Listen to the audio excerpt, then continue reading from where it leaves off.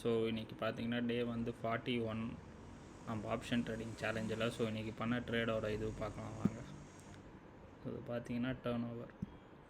So இன்றைக்கி பார்த்தீங்கன்னா நம்ம காலு புட்டு ரெண்டுமே தனித்தனியாக தான் ட்ரேட் பண்ணிகிட்டு இருந்தோம். ஸோ இன்றைக்கி ஓவராலாக ப்ராஃபிட் பார்த்தீங்கன்னா 2300 கிட்ட நம்ம ப்ராஃபிட். ஒரு நிமிஷம் இருங்க, ஆர்டர் புக் பார்த்தா தெரியும் உங்களுக்கு. ஸோ ஃபஸ்ட்டு நம்ம என்னென்னா கால் சைடு தான் எடுத்திருக்கோம். பொசிஷன் 942க்கு எடுத்து 10.5க்கு வந்து க்ளோஸ் பண்ணிட்டோம் கால் சைடு எடுத்து. ஸோ அதில் ப்ராஃபிட் புக் பண்ணிவிட்டு அதுக்கப்புறம் திருப்பி 10:30க்கு வந்து புட் ஆப்ஷன் சைடு போனோம். 10:45 எனக்கு வேறு ஒரு ஒர்க் இருக்கும். ஸோ நான் க்ளோஸ் பண்ணிவிட்டு கிளம்பிட்டேன்.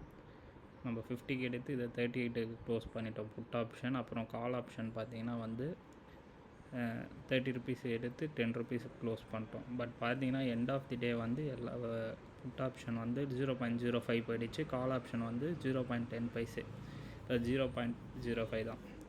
ஸோ இதுதான் வந்து நான் டார்கெட்டாக வைக்கலான்னு இருந்தேன். ஸோ எனக்கு ஒர்க் வந்ததுனால நான் கட் பண்ணிட்டு வெளில போயிட்டேன்.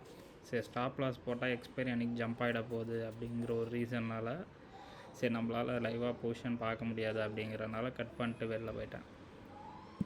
ஸோ அதே மாதிரி வந்து என்ன பிளான் பண்ணியிருக்கோன்னா நெக்ஸ்ட்டு வந்து ஸ்விங் ட்ரேடிங்கு நான் எடுக்கிற இந்த பொசிஷன்லாம் வந்து ஒரு குரூப்பில் போடலாம், கம்யூனிட்டி மாதிரி க்ரியேட் பண்ணலாம் அப்படின்ட்டு ஒரு ஐடியாவில் இருக்கேன். ஸோ நீங்கள் எப்படின்னு சொல்லுங்கள். ஃபர்தராக நம்ம வேணும்னா அதுக்கும் நான் நெக்ஸ்ட் மந்த் அதான் நவம்பர் பாதியில் வந்து நவம்பர் 15 மேலே நம்ம அதுக்கு பிளான் பண்ணலாம்.